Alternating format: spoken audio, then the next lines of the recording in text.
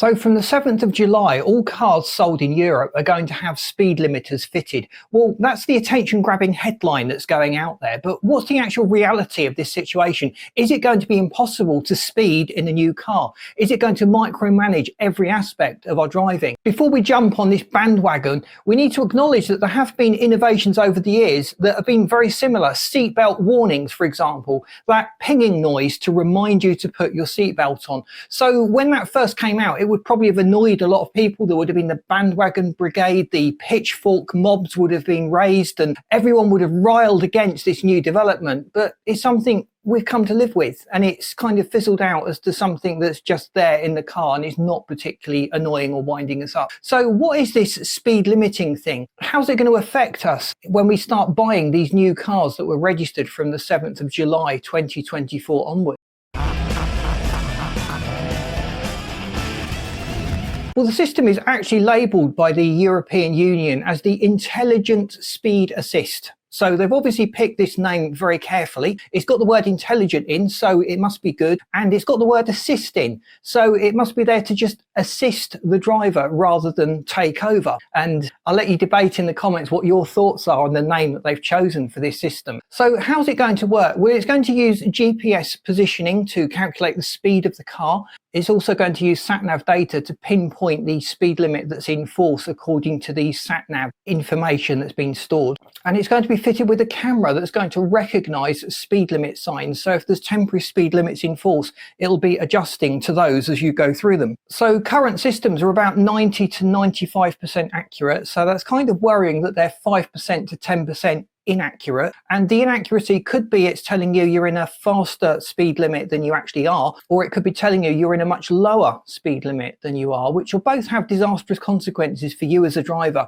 and the traffic flow. But let's assume that the systems are continuing to evolve and they actually get fairly accurate. And in fact, a lot of cars that you buy now have got some kind of speed sign recognition system fitted to them, and they'll flash up the current in-force speed limit on the dashboard. So that's been a progression towards this system. If you're driving a car like me and you're too skint to shell out £300 or £400 for an update to the sat-nav system in the car, you've probably got inaccurate data in your car. So I'm always being told that I'm in a 30 zone when actually a lot of these zones have been dropped to 20. A lot of the other speed limits in our area have also been adjusted, and obviously my out-of-date sat-nav is not going to pick up on that. But these new systems involve a lot more live data and reading of the road signs, so that should be less of a problem. So what happens? Well, there's 4 options. So car manufacturers have to choose one or all of the following 4 options. So just ticking the box and having one of these options will be sufficient. And it's interesting, in the EU regulations, there's a stipulation that the alert or the way the driver is informed does not annoy them. So basically, you've got a system that's going to annoy the driver,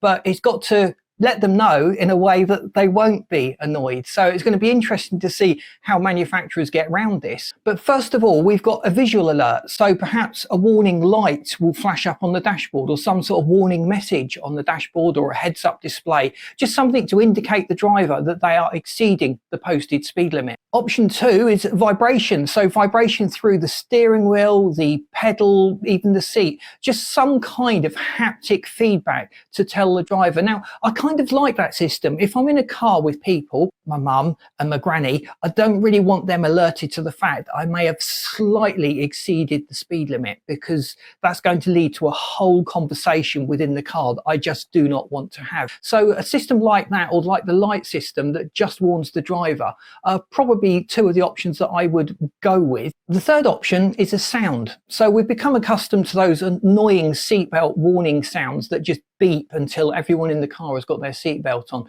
But you can kind of live with that. The fourth one is a little more insidious. It drops the speed of the car. It doesn't slam on the brakes and force you immediately down to the speed limit, but it cuts the power to the engine, so the car coasts down to the posted speed. Is that it? Well, the driver can ignore these warnings, and if the car has started to back off the throttle and slow the car up, the driver can override that. I certainly applaud that measure that's been implemented, because sometimes you do have to accelerate out of trouble, and if your car's slowing you up, that can actually put you into a situation that could be more dangerous than having the safety feature of a speed limiter on the car at the time. So the driver will override it just by pressing harder on the accelerator. So with cruise control systems, we're kind of used to that. You set your cruise speed and you can override that by touching the brake pedal or the accelerator pedal. So this is very much just a system to advise the driver that they are exceeding the posted speed limit. It's going to be accurate most of the time, but not all of the time.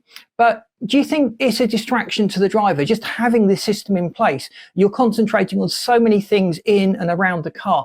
Do you actually want something nagging you to monitor your speed? Because as a professional driver, you should be doing that anyway. We keep a regulation on where our car is and what progress we're making along the road and at what speed we're doing it. It's not something that a good driver really needs this nag or this reminder. So these systems can often be turned off, but they have to be on by default when you start the engine. So like a lot of start-stop assists and other assists in the car, you have to manually turn it off every time you get into the car and start the engine. So it's apparently going to be great. According to the reports, accidents and collisions are going to be reduced by about 30% and injuries are going to be reduced by 20%. Now, I love these reports that are just based on arbitrary figures that are being kicked around.